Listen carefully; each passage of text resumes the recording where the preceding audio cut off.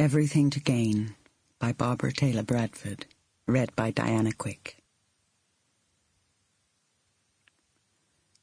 I have been alone for so long now, it is almost impossible for me to think in terms of living with another person again. But that is what Richard wants me to do, to live with him. When he asked me last night to marry him, I told him I could not. I suppose if I am scrupulously honest with myself, I fear the intimacy of living with another human being. It is not so much the sexual intimacy that appalls me as the physical closeness on a day-to-day basis, the emotional bonding that weaves two people together and makes them part of each other. I am convinced I cannot handle this. I am afraid to make a commitment, afraid of caring for Richard too deeply. Fear has paralyzed me emotionally for a number of years. I am well aware of that, and so I have created a life for myself, a life alone. This has always seemed so much safer. Brick by brick by brick, I have erected a wall around myself, a wall built on the foundations of my business, my work, and my career. I have done this in order to protect myself, to insulate myself from life. Work has been my strong citadel for such a long time now, and it has given me exactly what I have needed these few years. Once, I had so much. I had everything a woman could possibly want, and I lost it all. For the past 5 years, since that fateful winter of 1988, I have lived with pain and heartache and grief. I have lived with a sorrow that has been and is still unendurable. And yet I have endured.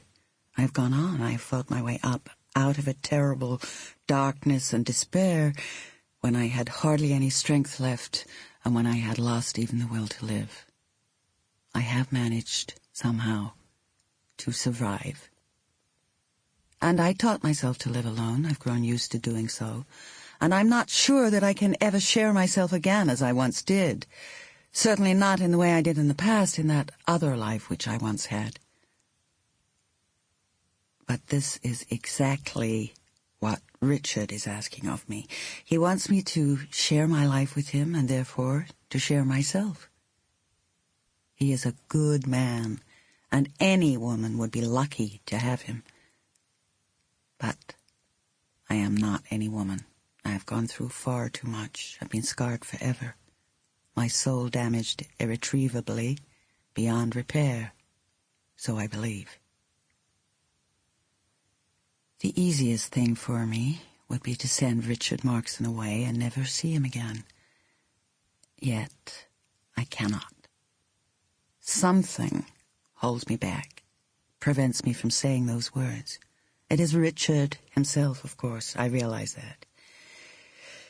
In my own way, I do have certain feelings for him, and have come to rely on him lately, perhaps more than I care to admit.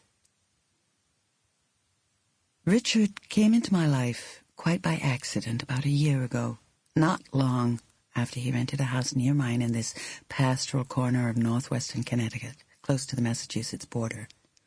I liked Richard the moment he walked into my house. Forever wary, I held him at bay for a long time. Then slowly, cautiously, I allowed him to enter a small corner of my life. Yet in many ways I've withheld much of myself. So it was not without reason that I was stunned last night when he proposed to me. I promised to give him an answer today. Last night he'd said I was too young to lead such a solitary existence. There's truth in this, I suppose. After all, I am only 38 years old. Still, there are days when I feel like an old woman of 80. Older than that, even. I realize this is because of the things which have happened to me, plus my newfound knowledge about life and people. Certainly I've learned a lot about their insensitivity and selfishness, their callousness and indifference. I've learned about evil, too, firsthand. Sample complete.